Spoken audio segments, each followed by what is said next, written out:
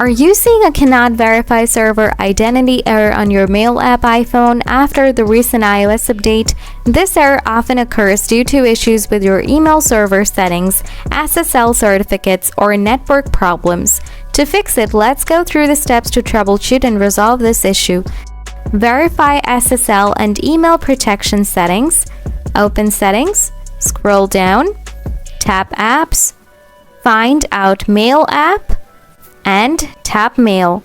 Tap Email account, select your mail that is causing the issues, tap Advanced Settings, tap Advanced. From here, make sure to enable Use SSL. Go back, go Mail Settings again, scroll down, tap Privacy Protection, turn on Protect Mail Activity. After that, simply just restart your iPhone. Solution 2. Delete and re-add the email account.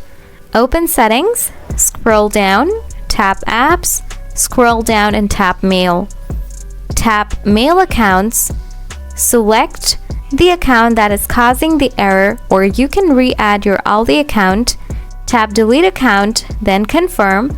Return to Accounts, tap Add Account, and re-add the same account following the on-screen steps.